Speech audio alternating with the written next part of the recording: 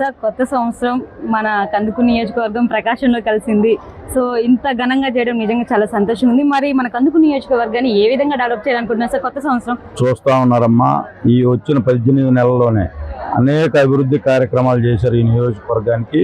అలాగే మన నియోజకవర్గానికి గత ప్రభుత్వంలో వాళ్ళు దుర్మార్గంగా నెల్లూరు జిల్లాలో తీసుకెళ్లారు. ఆ రోజు ఎలక్షన్లో ఏవైతే చెప్పారో అది తూచా తప్పకుండా ఈ రాష్ట్ర ముఖ్యమంత్రి చంద్రబాబు నాయుడు మళ్ళా నియోజకవర్గాన్ని తిరిగి ప్రకాశంలో కలిపినందుకు ఈ నియోజకవర్గ ప్రజలు ఎప్పుడు కూడా చంద్రబాబు నాయుడు గారు రుణపడి ఉంటారు. తప్పకుండా ఇప్పటికే 250 నుంచి 300 కోట్ల రూపాయలు ఈ నియోజకవర్గానికి అభివృద్ధి సంక్షేమం కోసం ఇచ్చారు. తప్పకుండా రాబోయే రోజుల్లో మా యువ నాయకుడు లోకేష్ బాబు గారి సహాయ సహకారాలతో ఈ నియోజకవర్గాన్ని అభివృద్ధి ధ్యేయంగా పనిచేస్తారు. సో సంక్రాంతి సంబరాలంటే ఇక కరెంట్లోనే కనిపిస్తూ ఉంది సార్. ఇంత చాలా ఘనంగా అయితే నిర్వహించడం జరిగింది. సో వీళ్ళలో ఉన్న టాలెంట్ని మీరు బయటికి ప్రదర్శించేలాగా చేసినందుకు thank you so much sir. Thank you అమ్మా. 92 పంచాయతీలు ఇటువంటి కార్యక్రమాలు జరుగుతున్నాయి. ఇది స్పెషల్గా తీసుకొని చేస్తాం. Okay, thank you sir.